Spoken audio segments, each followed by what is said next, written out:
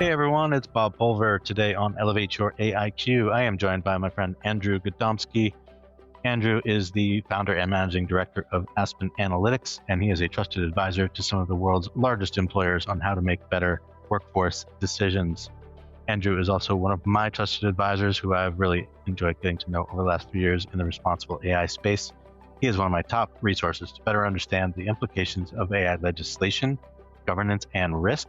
So having him on the show is long overdue, and it's a pretty long discussion. And even at that, this can be considered part one of a longer conversation. We get into a ton of important things like what it really means to be data mature, how AI can support decision-making, not make decisions, and why it's time to reimagine our concept of a talent pipeline. It's a thoughtful, wide-ranging conversation, and I think you're going to take a lot away from it. Thanks for listening. Let's dive in.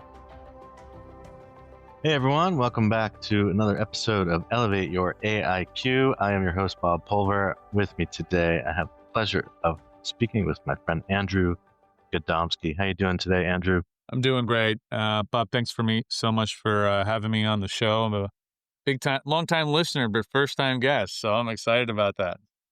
Yeah, I would say this is overdue to finally have a recorded conversation. We've been talking quite a bit over the last year and a half or so, probably since we were both on recruiting brain food, talking about a lot of the topics we're going to. Yeah, I think that was probably today.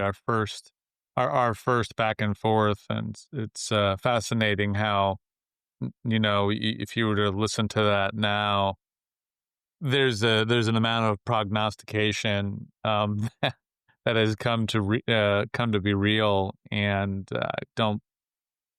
so I'm excited to see that, but at the same time, not as excited to see that, a year and a half ago, or whenever we did it, people weren't taking it as seriously as they probably could have.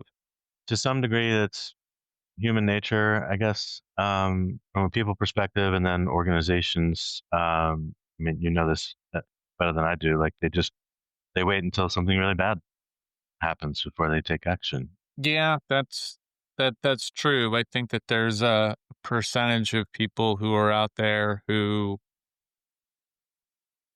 I think there has been a history of organizations when regulations exist that they may not do anything until there's a formalized inspection or until there's been an incident. I think I've learned that over the years working with a lot of manufacturing organizations, running staffing at a manufacturing organization. And so there was this, because there were inspections, there was this natural tendency to say, well, we have quality control, we have quality management, and that became its own function. Well, HR has had that in small amounts, but it wasn't necessarily technology driven. It was outcome driven. Do you have some sort of equal opportunity reporting, or is there corporate sustainability and responsibility? The SEC added human capital disclosures to annual reports. And so there was a handful of things that I wouldn't call them voluntary, but something that could get thrown over the wall relatively quickly and didn't necessarily have a complex patchwork. And you probably could have thrown it to legal professionals if you had to, and you could have also done it in such a way where you can retroactively investigate and audit. Well, a lot of that isn't what we're in right now. You need to progressively have a program. You need to constantly have safety and ethics. And that's just not programmed into talent acquisition and HR because it's so transactionally oriented. It's just, we're constantly doing things, but none of it necessarily from a natural safety perspective, natural security perspective. And that's really where we are now. Yeah, I think there's going to be a bunch of examples that we can cite to talk about, that transactional nature and what that means when we talk about experiences, when we talk about, employer brand and reputation, not to mention the need for people to sort of think more deeply about their role in the organization and how do they drive more value and how do they drive towards those outcomes that are more meaningful at a from a strategic standpoint as opposed to being tactical, thinking about just your next hire or the specific transactions that support that. I think what might be a little bit hard for the talent acquisition part, you have individuals who deal primarily with employees. And so that's the HR space, workforce planning space, their labor relations. And then there's individuals who, as controversial as this might sound, the majority of their job is not engaging with employees. The majority of their job is engaging with non-employees and who will never be employees. And they don't carry the decision on the offer. Someone else does, in terms of either a manager makes a decision to extend it or an applicant makes the decision to refuse it or accept it. But talent acquisition doesn't carry as much weight in personnel actions as potentially their counterparts, where we need to make a transfer, we need to make a pay increase. Those are different weights of decisions. Yeah, for sure. Andrew, we neglected to just get a little bit about your background. We jumped right in. Could you just give Sure the listeners just a little bit about your background, and then what you're working on these days? So it's funny when people ask me that question, I never know, do you start with the most recent or do you start with the earliest? So I'll start with the early one. So I have always been a mathlete.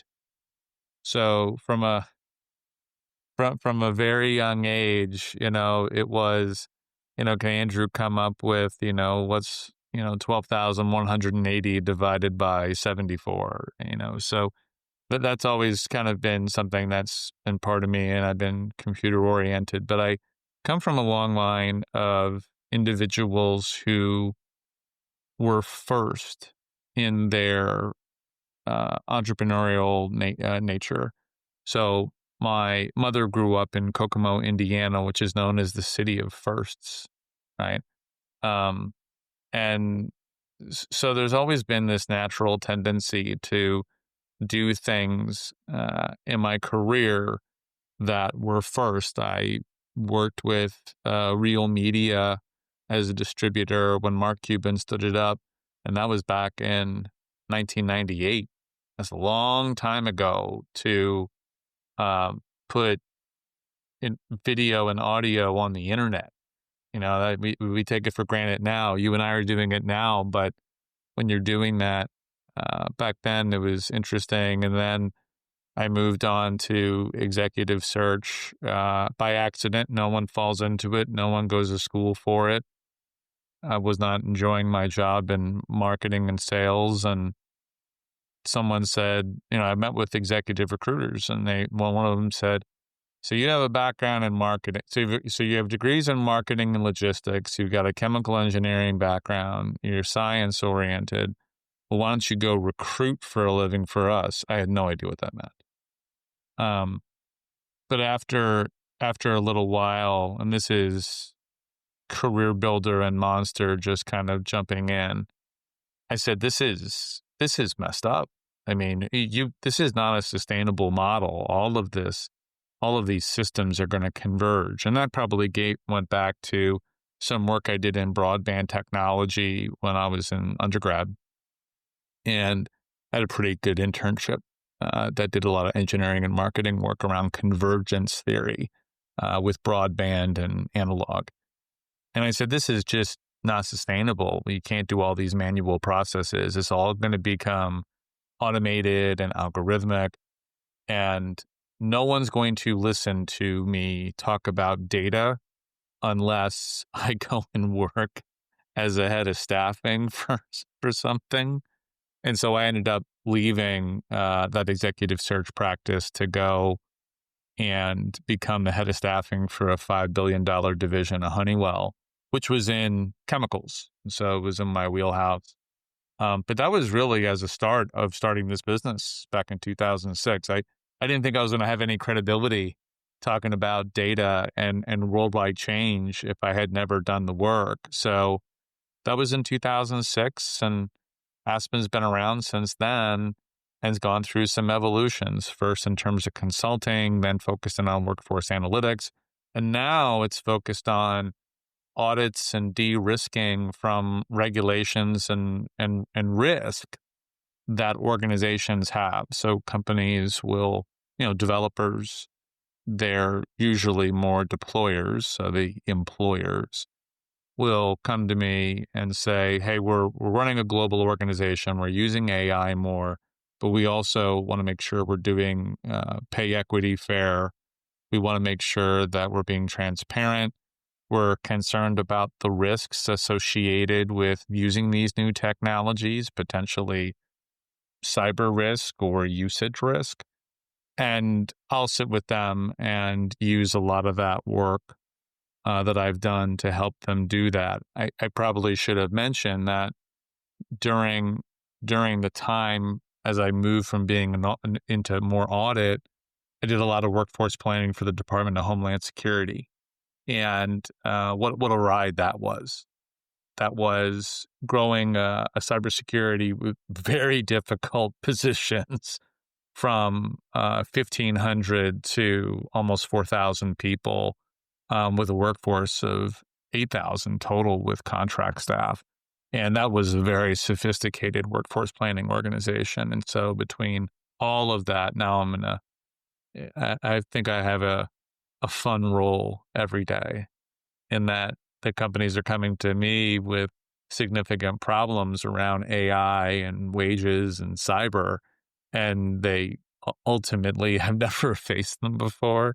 So I really enjoy the newness. Yeah, that's quite a trajectory, and I feel like my career has not taken a linear path either, and I always sort of look back at different experiences and how can I bring some of those learnings and some of that expertise to bear in some of the things that we're talking about now, right?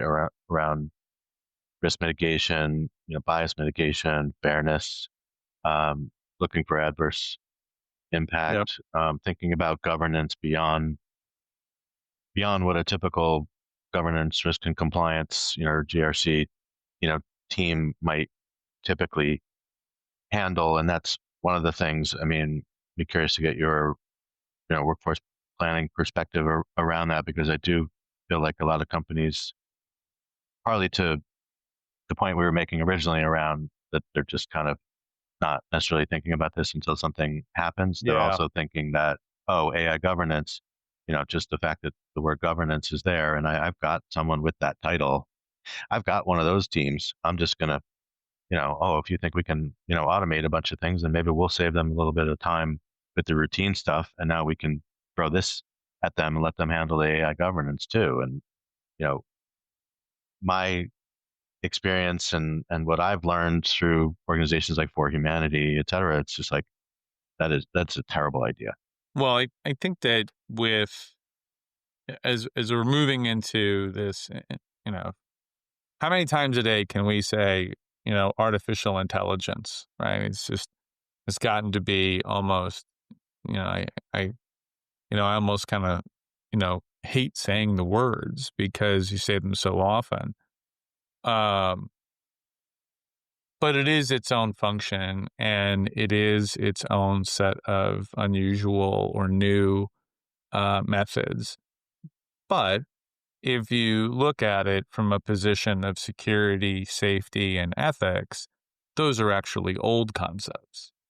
And so when you look at how we're going to transition people into the use of this, the question is do they have that safety and the security and the transparency built into their their competencies. And I think, for example, diversity, equity, inclusion, DEI. I'm actually a big fan of another phrase called ABIDE.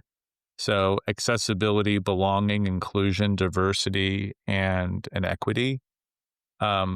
Meaning that, accessibility includes language and individuals with disability and those types of things.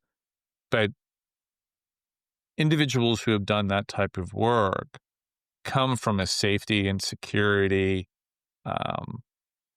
background and have done different programs that would encourage that. I'm hesitant to say that they'll make a strong transition into, say, audit or artificial intelligence governance, because it's so data heavy and so technical documentation heavy. But those are things that can be learned, because ultimately you want safety and security. But I think that's a really good example of people who can probably make that transition to, from one career to another. I think it's actually not even a career change as much as it is a focus change. I do pay attention to a lot of these folks who have put out, like, here are some roles of the future kind of thing, and some of them are kind of BS, right? Like, I don't know that all of those roles need to be dedicated roles. So some of them are logical, but maybe combining, two or three of them. There's an AI ethics leader. There's AI. There's a governance lead. That one probably is a full-time role. And then, but there's all these little ones, like, overseeing, prompts, and like some of these things are just like, sounds more like something that should be embedded in most people's roles, or it's just one piece of, what one of these new roles could be. But I do think about, as I think about not letting people fall behind or get complacent in, the profession that they're in with a specific focus. And I think about people in talent acquisition, pretty regularly when talk about this. But do they have the capacity, the transferable skills, the desire to move into some of those roles? Do they have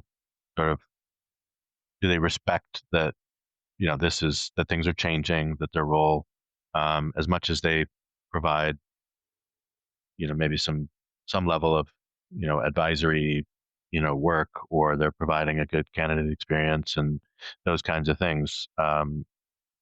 You still got to see the writing on the wall, and that's partly what's coming, just from a market perspective, but also your organizational sort of appetite for, evolving, Yeah. And the speed at which they're willing to do that and invest in, better positioning themselves going forward by, there's going to be some job loss, and then what do you do with that? How much do you sort of reinvest in your own people, to assess them for the ability to make some of those transitions? And that's why when I talk about, this concept of AIQ, or AI, maturity and readiness and things like that, it's very much, we're not talking about just hands to keyboard, prompting, those types of skills. It's appropriate use cases, and understanding, how to evolve that human plus AI kind of relationship, because I think that's going to be the most productive and constructive approach to how we think about, building the future of work that we all want. I think one of the things that talent acquisition has denied for a very long period of time, and maybe this is because I'm just older in the space, is it's an outsourced function inside an organization. So we didn't have recruitment and talent acquisition as a function when organizations held on to personnel for a longer period of time and had promotion tracks, or just had less when you don't have multiple vehicles in your family, when you're centralized around train stations, and when manufacturing is set locally for you, the idea of and prices are under control, there's a high risk of leaving your job, and you had wage increases that were normalized, where if I stay at my job, I will make more money. Well, over time, that changed. And so all of a sudden, lots of people are leaving, and lots of people have to be hired. The uptick of the participating workforce for 18 to 64-year-olds has increased since the 1960s progressively. And now, we're socially, there's no social stigma around staying with an organization for only 2 or 3, 4 years. There's no, in fact, you will make more money by leaving an organization and moving into another one every 3 years than if you stayed, especially as the span of control, how many people report to one person increases. Yep. And so recruiting is here because all that has increased, and it became a distraction. And there was a level of expertise that operating managers said, I don't want to be an expert at talking to people who likely aren't going to work for me. Thus the function was born. And it was encouraged by human resource personnel saying, I also don't want to talk with people very often who don't work for us. And now here we are, where we have people who are holding on to jobs as best they can. We have knowledge workers that are struggling to find jobs because we're naturally reducing the amount of knowledge work. And we've had a trade skills gap and an education gap for trade skills for the better part of 2 generations. And recruiting is saying, I don't know what to do. And, if you become more AI oriented, well, you will have more value. I don't discount that. But if there's no demand for new people, there's no need for your job, right? Because the cannibalization of recruiting isn't necessarily AI. It's AI at the hiring manager level so they can just do it themselves. And there's enough automation where, why do I need to outsource this to another human when we have another series of tools that allow me just to handle it and do my own work, similar to other administrative-based tasks. We no longer do some of those things and outsource some of those things. I think one of the best examples is probably how CPA engagement has gone down over the last 40 years. The majority, so many people use Quicken. So many people use those types of tools. We don't even think about it. And okay, well, that's where we are right now. It will be interesting to see, again, everyone's trying to build these AI tools and AI literacy and recruitment, but it's all dependent upon supply and demand. And I hate to break it to everybody, but if you think talent intelligence and, special searching is going to find you radiology technicians, which are in high demand, mechanics, or CNC machinists, or people who work on, roughnecks who work on oil rigs, think again. I don't care how much AI literacy, and if you're using, Anthropic and Perplexity and everything else to come up with cool agents, no digital footprint, you better know how to use a phone and, put. Hey, everybody, I'm Lori Rudiman. What are you doing? Working? Nah, you're listening to a podcast about work, and that barely counts. So while you're at it, check out my show, Punk Rock HR, now on the Work Defined Network. We chat with smart people about work, power, politics, and money. Are we succeeding? Are we fixing work? Probably not. Work still sucks, but tune in for some fun, a little nonsense, and a fresh take on how to fix work once and for all. Paper on random cars in a parking lot at a competitor. I mean, it's Right. No, I'm definitely removed from that because I've been in the corporate world my whole career. I mean, yeah, I'm a little older than you, so yeah, back to mid '90s. I've been sort of in corporate life. Well, I mean, I guess technically I left it a couple years ago, but still obviously actively working with and talking about some of these big companies and thinking about um, knowledge work. But I think about the current workforce and the future workforce. If your kid, my daughter's getting ready to apply to college. I think your kids are, you know, um, older, younger. teen, So yeah, my younger, daughter is younger than yours. only by like a year or two though, right? She's in high 13. school. Okay, almost high school. But I was talking to some folks yesterday at this NYU coaching and innovation, coaching and technology summit. Big fan of NYU as an alumnus. There you go.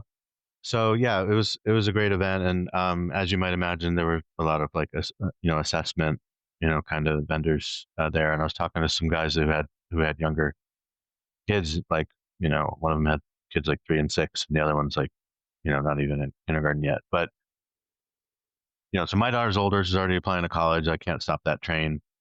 But if my kids were younger, I'd be like, I'm not even sure what direction to sort of point them, or what. Not obviously early to start thinking about careers, but just like how do we sort of encourage specific interests, make sure you obviously you think about creativity and curiosity at a young age, and so how do we sort of lean into that and let them see what path that might take them. But it certainly won't be this sort of keeping up with the Joneses kind of my daughter's a good student, she's got to go to a good college to get a good job or whatever. Like that whole concept is already fracturing, right? And so yeah, I mean that decline. Do we try to reverse that trend that you described, as far as like trades and um, you know how do like what are the things that we encourage such that there are opportunities when they get to that stage where they have to make that type of decision and start working. um, and so college, it's even more expensive than I thought. So you know is the return on the investment there? I know a lot of parents are struggling to figure that out. And so um, you're right, back to the recruiting thing. Like it makes sense now why so many companies do outsource recruiting to RPO firms Mm-hmm. and other um, independent search firms and things like that. And And then I am a huge fan of outsourcing recruitment. And that's someone who built a very large, so full disclosure, one of the largest RPO engagements in history in 2006. I mean, so, I'm a big fan of that. There's a strong story there. I built that at Honeywell, and then seven or 8 years later, I'm actually out on my own, and I get hired by an RPO, and I've done work with 6 or 7 of them over the years. And they said somebody put in the service level agreements at this Honeywell account, and they're so hard. And so they sent them to me. I'm like, yeah, those are my service level agreements. And I bet you're not making as much money. But, um, but I'm a big fan that's funny. of outsourcing recruitment. I think it reduces risk for employers because they don't have headcount variation. The criticality of those jobs, as important as talent, talent acquisition is important when you need to acquire talent. But if you were fully staffed, if you're as a client I've worked with over time, what a cool customer, small business in Pennsylvania, and they make something like 75% of the U.S. military's aviator and pilot helmets for the military. So all these infrared, like the radar readouts are coming right up into the glasses and specialized audio. And if they don't have electronic engineers and people who can execute assembly with high dexterity, they're dead in the water. I mean, it's, HR is important and finance is important, but they could go ahead and probably outsource all of that. But if they don't have people who can work in these plants and know how to do the wiring by hand, they're just not going to survive. And so so you talked about trades. Okay, well, where's the schooling and the apprenticeship programs that create that? We just got rid of them in the United States. Europe was better at it, but also started to kind of lose that as knowledge work increased in the 90s. And my daughter, we watch all kinds of movies. And one of the ones I got her early was actually one called The Guardian with Kevin Costner. And it's about Coast Guard rescue swimmers. And I said, kiddo, if you want to do this, you will always have a job. You will always have a job as a Coast Guard rescue swimmer because people will always be on boats. And there will be military applications, there will be trade. We have tremendous infrastructure in the United States that needs to be built and rebuilt that require standing jobs, not sitting jobs. Forgive me saying standing, but you're going to be using a level of dexterity with your hands that have nothing to do with a keyboard. Yeah. That's where we're at. Yeah, I mean, if I think about AI's impact by itself, I definitely agree. But I also do think about the trajectory of intersecting trends, right? Like AI and robotics, that might start now. I mean, we see that now, maybe in parts of Asia, with actually even Amazon's making huge investments, right, in robotics. And sure. Having AI embedded in robotics. But I still think, to your point, it'll be a long time before, you stick some of those AI powered robots on a vessel, and they go and save, people's lives in the water and stuff like that. I think we're at least a generation away from that. Well, and there's some actual structural, there's some work structure that has to change in order to allow automation and algorithms and robotics to work. So I don't think people may know, as an example, how Amazon or more sophisticated distribution, consumer packaged goods distribution centers work. They don't store anything. They don't have shelves. They might have levels. They have a produce level, they have a soft goods level, a hard good level. But the assumption is when something comes in, it's going to leave. So it's not supposed to go onto a shelf. It's supposed to be scattered in such a way that as an order comes in, whoever the order picker is, they find out who's closest and they put it inside a cart and put it on a conveyor so it goes out the door. So they never really reorganize or anything. Okay, when you look at human resources and you think about artificial intelligence, IQ, we're so linear as HR. We tend to think about things in a way that, well, we have to wait for something to happen so we can react to it. And where AI in HR really makes an impact is if recruitment is moving towards the ability to fill a job in 24 hours, 48 hours, 7 days, or 30 days. Let's just say that's the case. That 90% of jobs, some are going to go away, but we're using AI to get the majority of people in the door, or at least identified within a couple of weeks.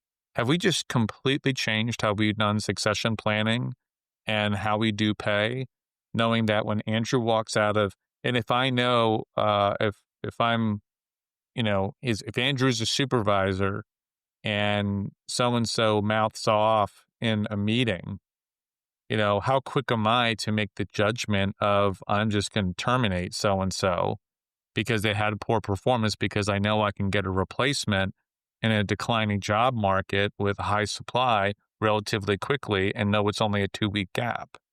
Okay, until you and I just said that out loud, I haven't heard that dialogue that says, HR, you need to start helping people understand what the workforce plan can be.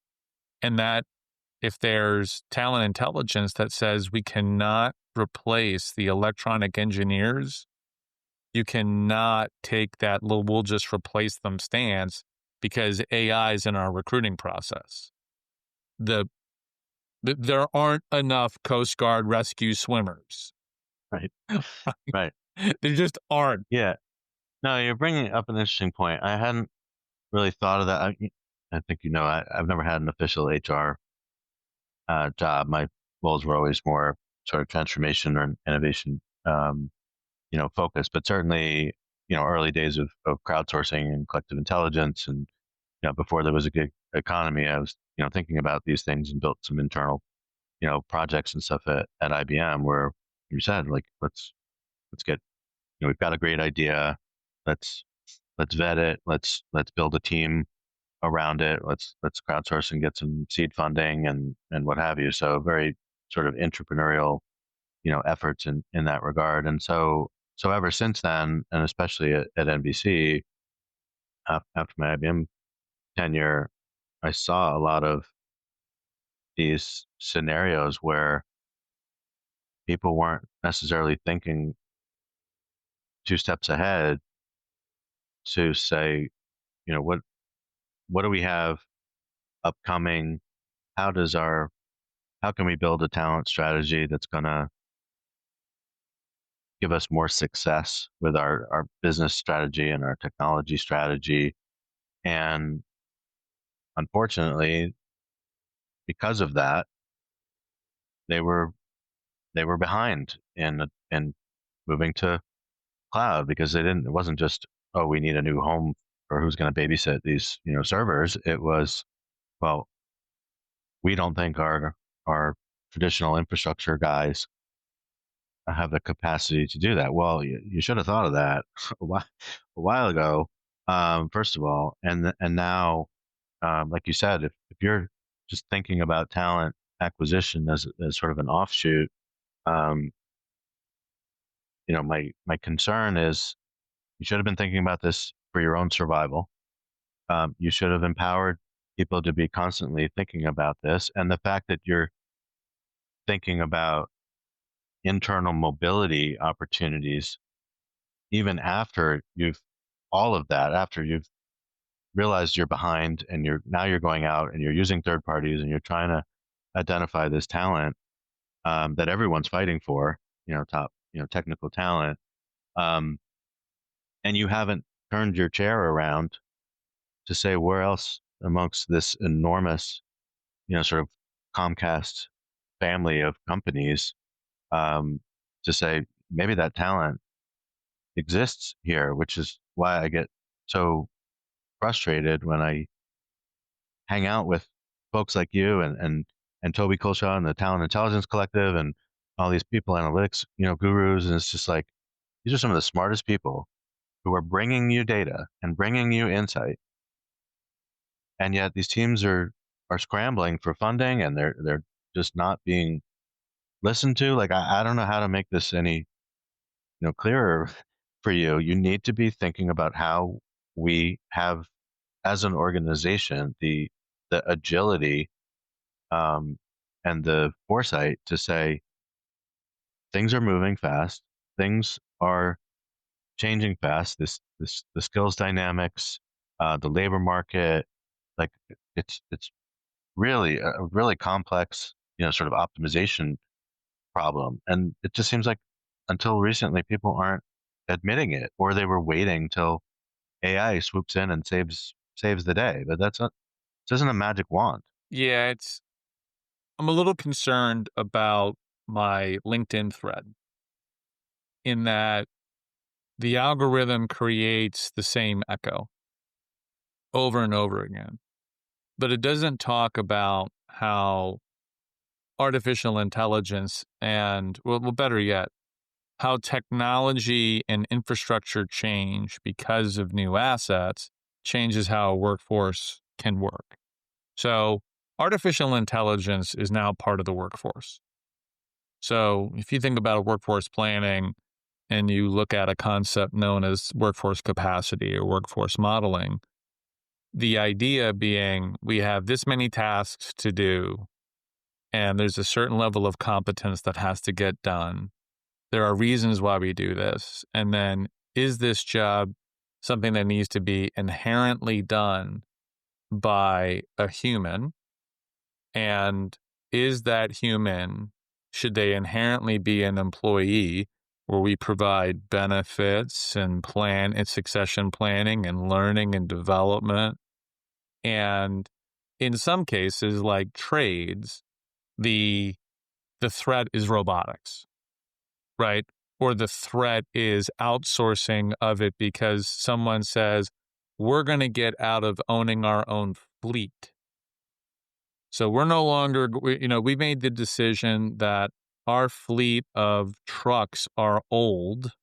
So rather than replacing that capital asset, we're going to just naturally retire it and move into having third-party logistics providers do our transit. Okay, I didn't just come up with that today. That's a 1960s, 1970s movement that created the JB Hunts and then created FedEx and created all of these to where FedEx is now a franchised operator business. You can have your own FedEx business. And I don't think that people understand that AI is now in a position of removing the transactions for any number of positions in a workforce. Bob, I get really frustrated with the concept of we go out and get the best talent, or we have the best talent in our organizations. I appreciate it's personal. I appreciate its humanity. But as someone who's in workforce planning and strategy, I'm more concerned about having the best positions. I know that there's more than one person in the world who could do this job, whatever it is, right? And I actually know that because they won't stay in that job forever because we allow for, we don't pay as much, or we allow for succession, or people retire. We know that, so I look at what position do you have right now? Can it be enabled by AI, robotics, or both, or training, or outsourcing, or all four? And what does that look like 4 years from now? And then I had a conversation with an organization. They were saying, we want to go ahead and hire 3,500 electrical engineers and multiple, because our private equity firm wants to grow. And I said, impossible. I said that concept of you building a talent acquisition team to do that when there isn't a digital footprint for the majority of that personnel, I'm advising you to go through a merger and acquisition concept where you find, rather than growing, similar to insurance brokerage in the healthcare industry, go buy smaller insurance brokers and add them to your portfolio of business rather than trying to train them. And okay, they're moving in that direction, right?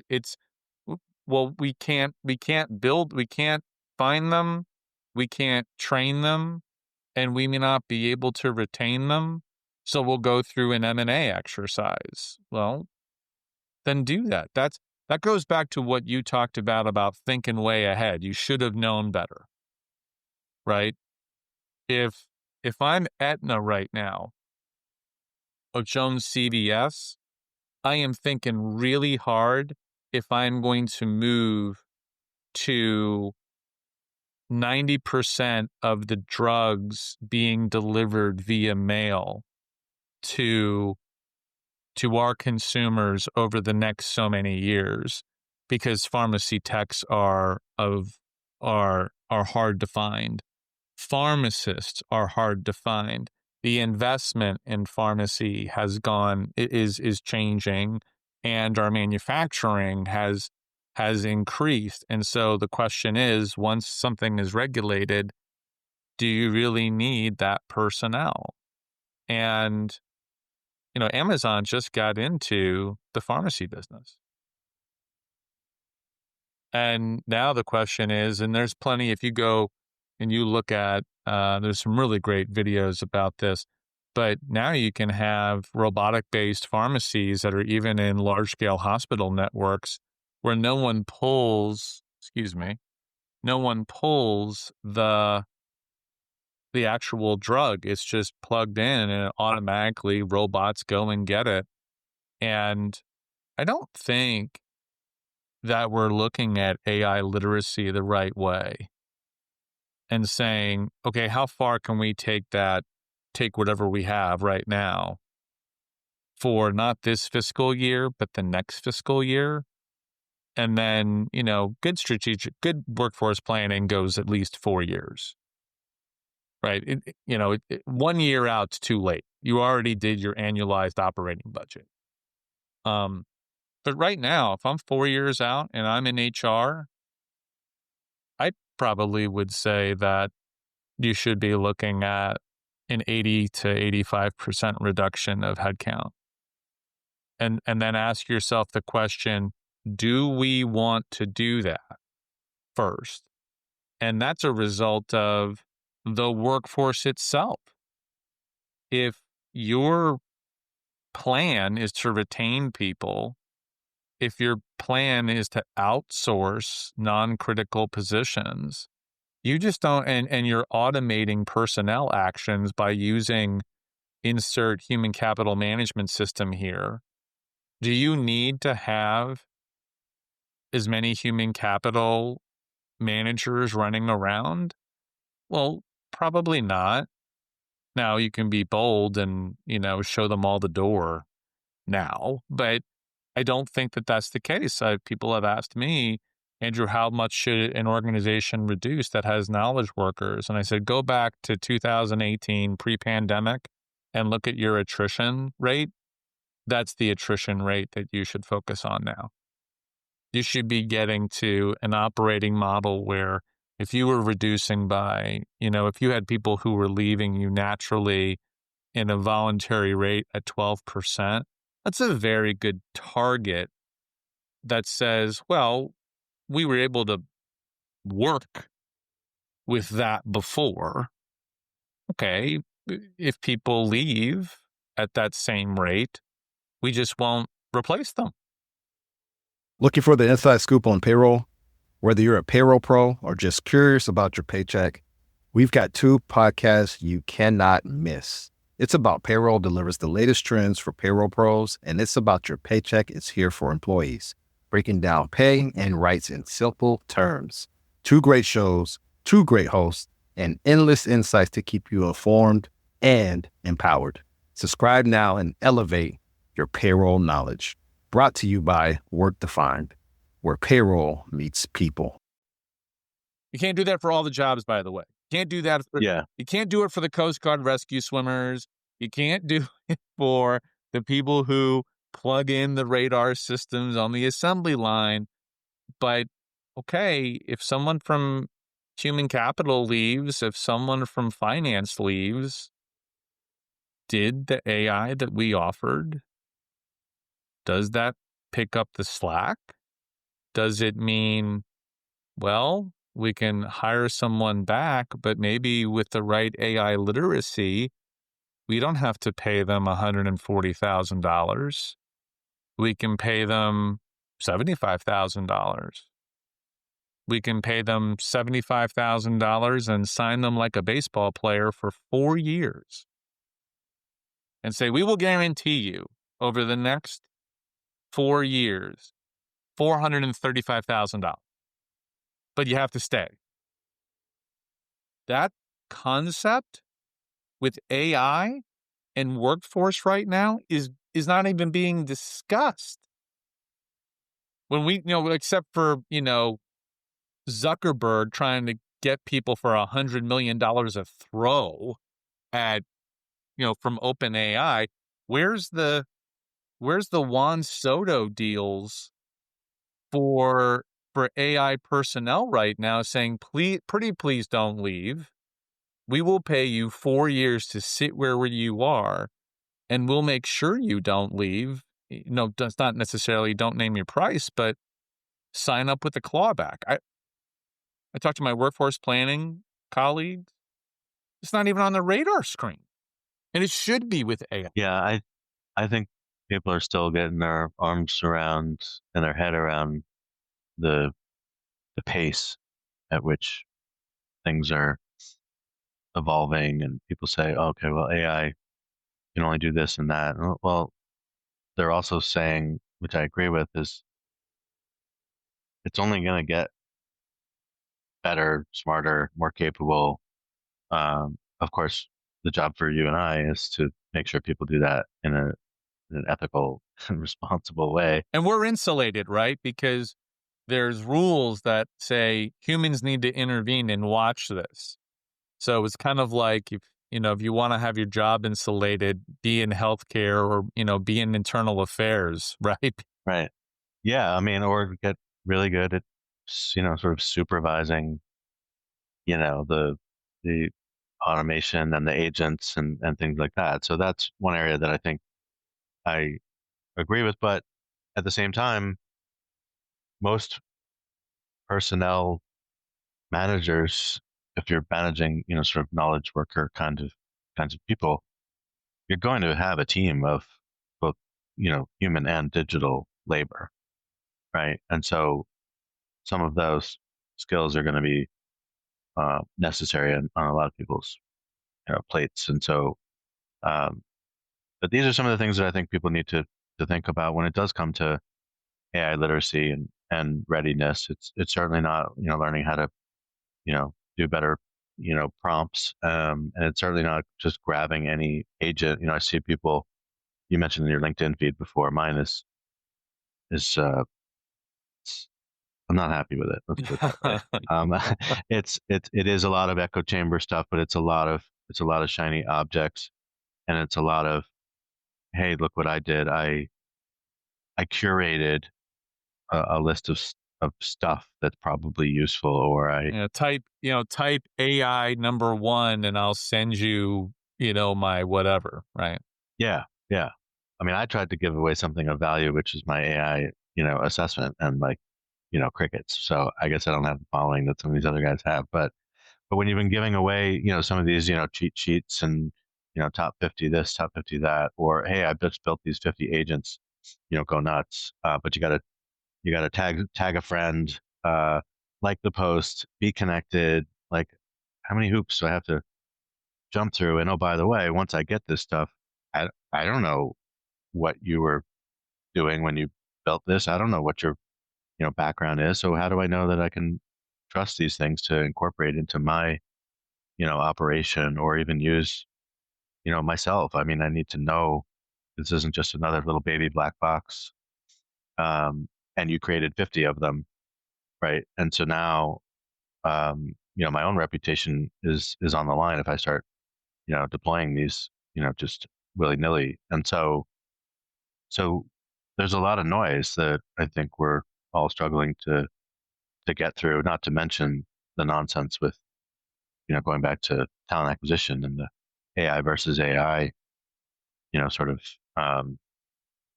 matching. Like that doesn't end well. No. Either, right? So, but candidates are desperate. Candidates are, they feel like they want to jump up and down if they even get an interview, because the odds are so low. It's really kind of a mess. Well, and that's where position management's different than job announcements. So again, this idea that you need to have the best positions. If your announcement is we're looking for these basics, we're cool, we're hip, we'll pay you this, then okay, you have the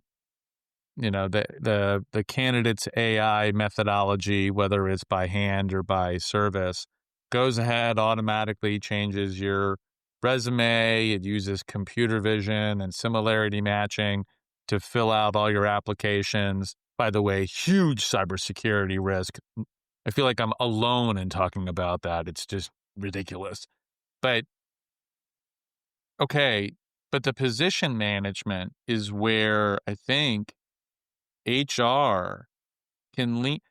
If you are if you're in human capital, if you're in HR and you want to elevate your AIQ, right? Did you see how I did that? It's almost like a 1980s movie where you say the name of the movie.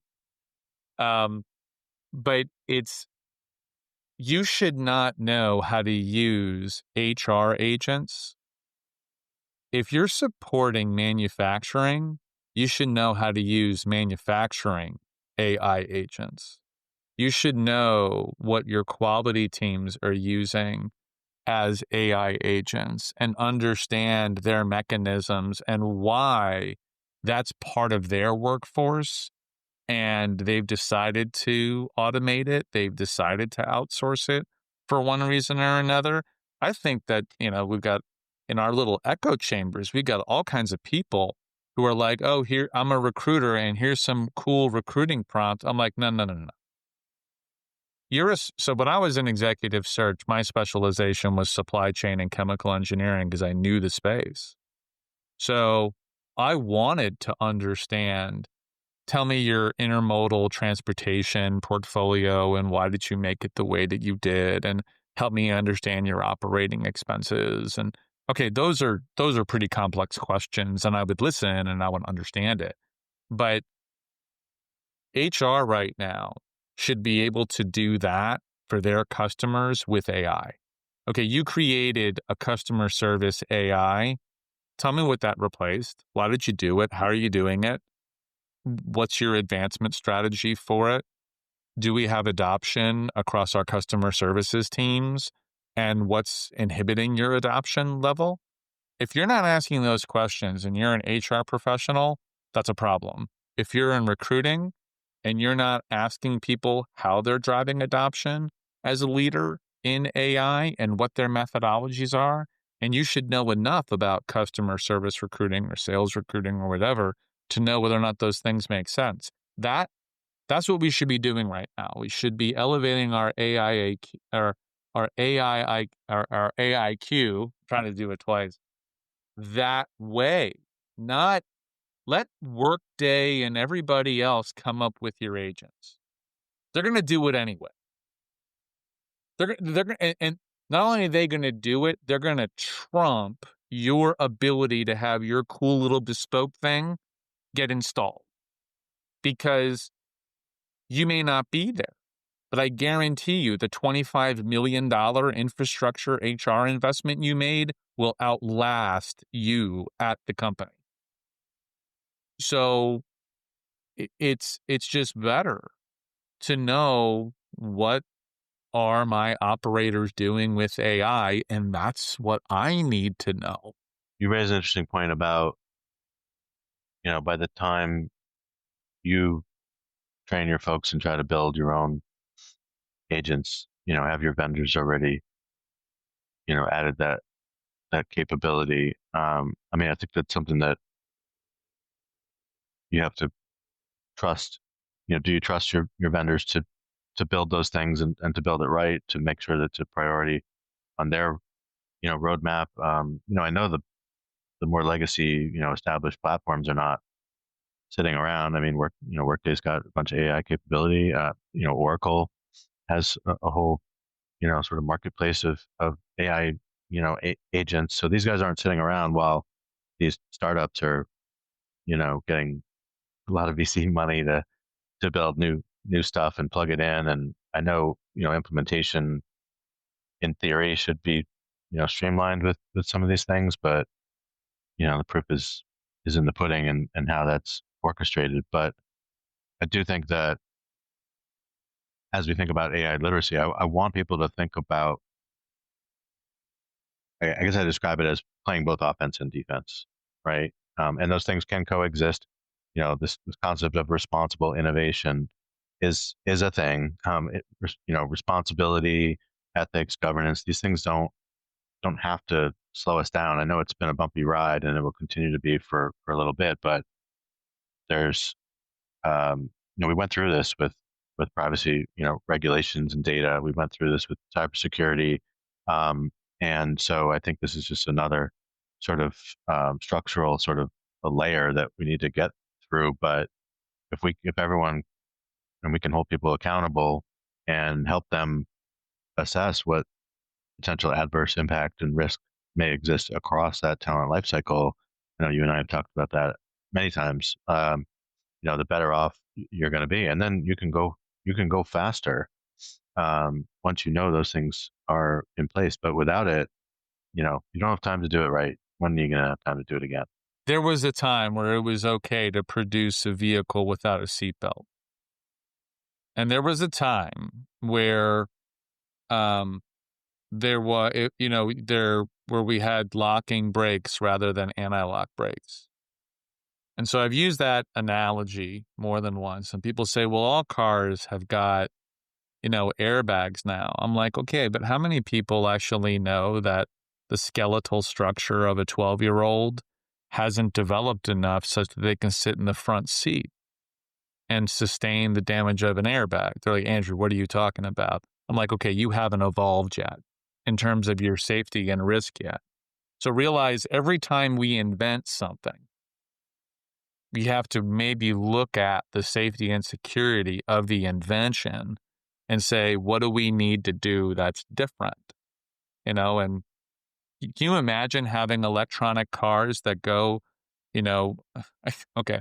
So I had a mechanic come over to get some work done on one of the cars, and we were talking about another one of the cars, and I've got this fancy, fast car. And he says to me, he says, Andrew, you should take it out on the track. He says, I'll take the governor off and you take it out on the track. And I'm like, this is a bad idea. And he said, but I'll indulge the conversation. And I said, on a straightaway, how fast do you think it could go? And he says, 230 miles an hour. And I said, okay. So in my head, I'm now thinking about all the things that you need in order to go 230 miles an hour from a safety perspective. That car hasn't been set up with a roll cage. That car hasn't been set up with the braking mechanisms that would need to go 230 and all these other things. But just because it can doesn't mean you should. And we had that whole, Malcolm, Jurassic Park moment where, hey, let's go as fast as possible. And, next thing you know, we've got, the thing that Malcolm was right about in Jurassic Park is that the problem never goes away. It's like the 8th movie of Jurassic Park. How many times do we have to realize that making the dinosaur continues to have a problem? It's like over and over again. Let's keep on building dinosaurs. Right. That's what's going to happen with AI. We're going to continue to build it. We're going to continue to struggle with the conflict, and we're going to continue to have to learn more about it, because every time we come up with an invention, we think we've created a safety mechanism for something that's better and faster. That's ridiculous. And you can't make the safety mechanisms, all of them, until you know what you have. Yeah.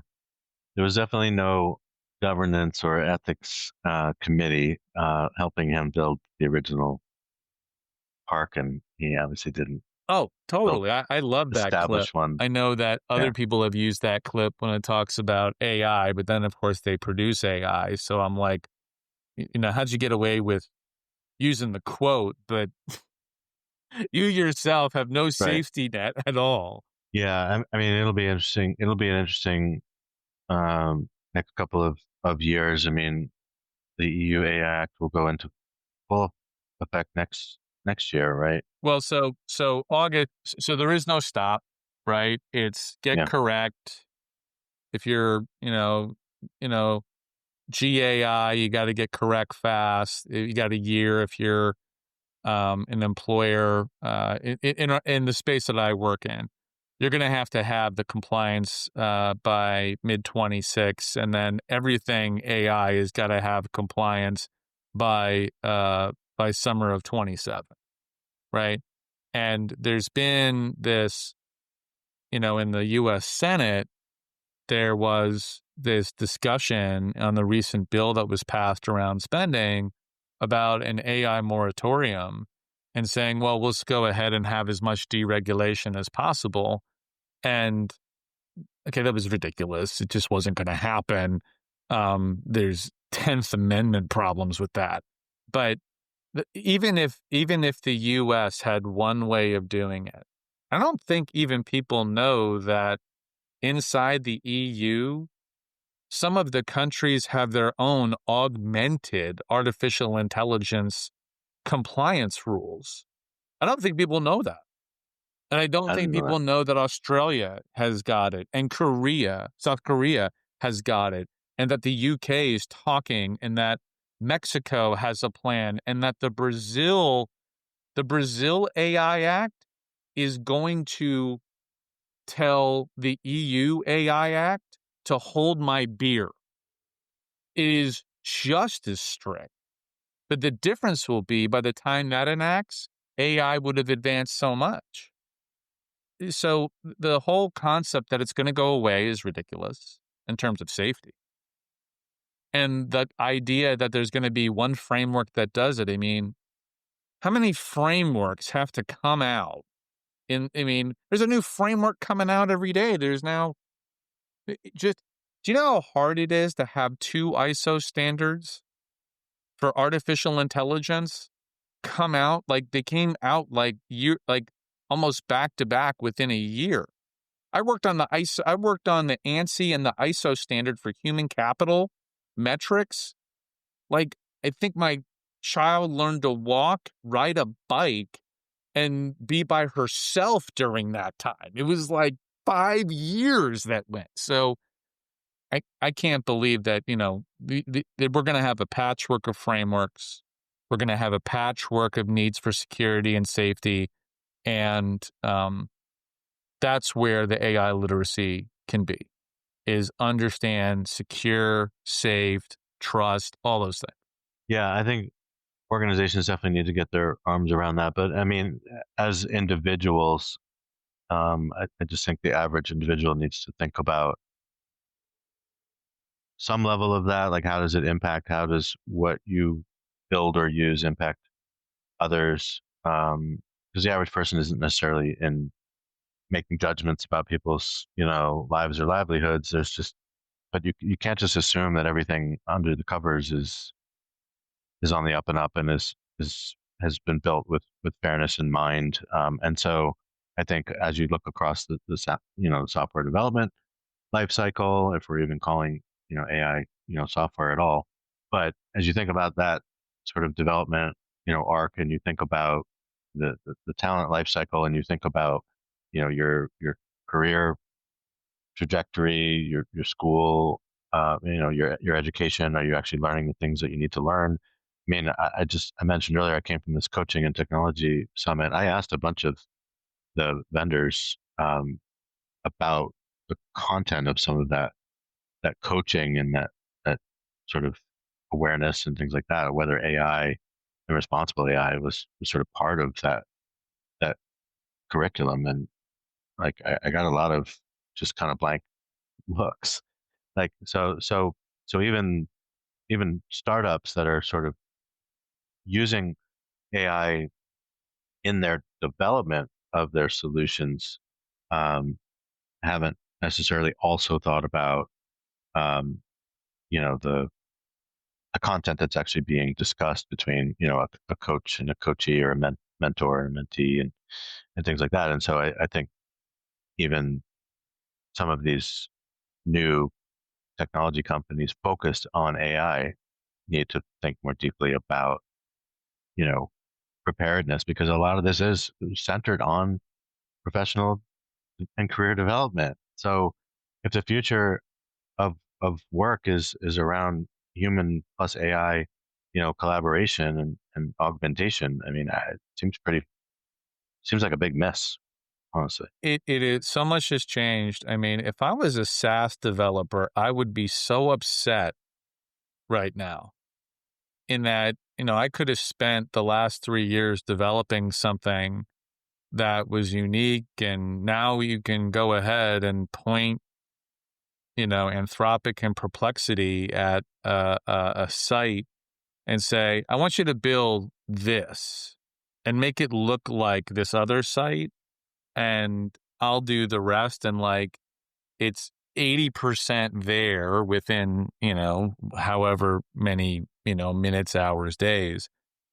And then it's okay. Now all I need to do is go get a minimal viable, the amount of time it takes to get a minimal viable product in anything knowledge-based and SaaS-based has gone from years to days.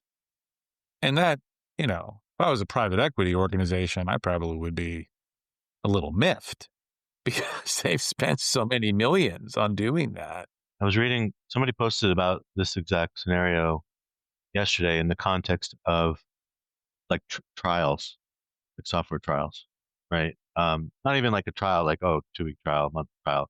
I mean, they're licensing the technology, but basically they're licensing a couple, maybe similar technologies, and they'll pay the first year.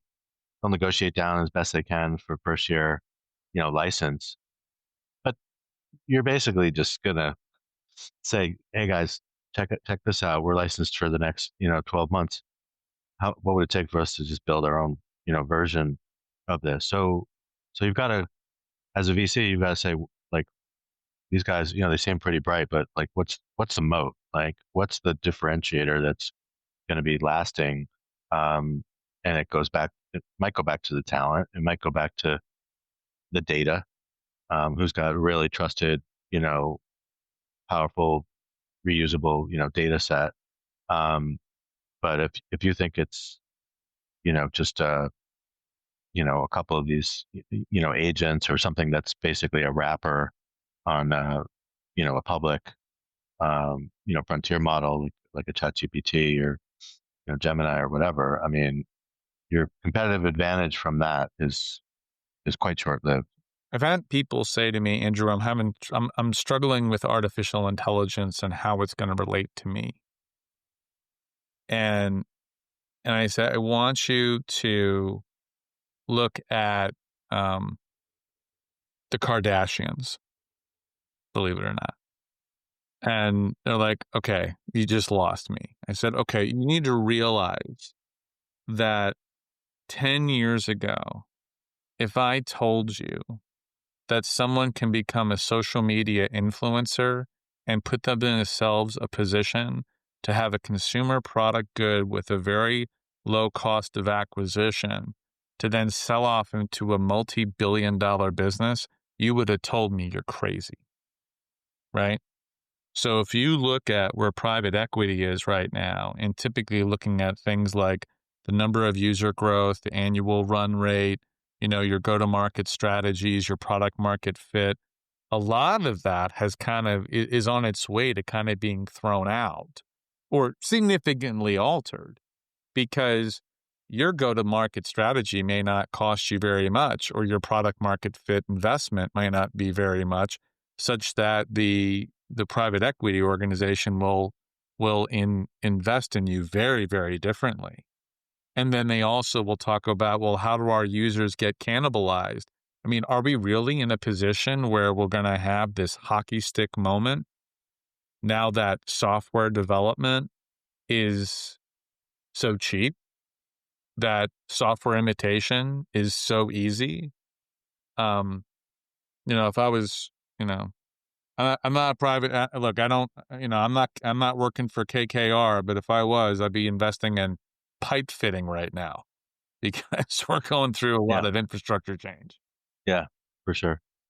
All right, Andrew, I'm going to let you go because we have been on for quite a while, and we didn't even get into some of the other topics I wanted to cover. So we'll have to do a part two.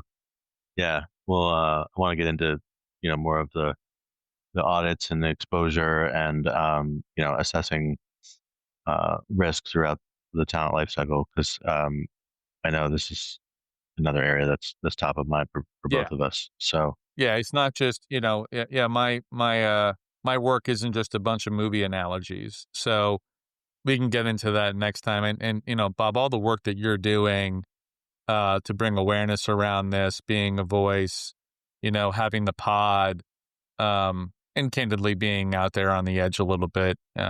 Thanks. It's being one of the first ones through the wall is always the bloodiest. So I appreciate you doing what you're doing. Yeah, no, I appreciate you mentioning that, Andrew. It's been kind of a crazy ride, but I do think I am still very optimistic, cautiously optimistic, but optimistic that we'll get through this. But the more people we can wake up to what's really happening, and the more impact we can have on our current and future workforce, I sleep better. Yeah, I agree. Awesome. Well, Andrew, it's been great. To be continued. To be continued. And thanks everyone for listening. We will see you next time.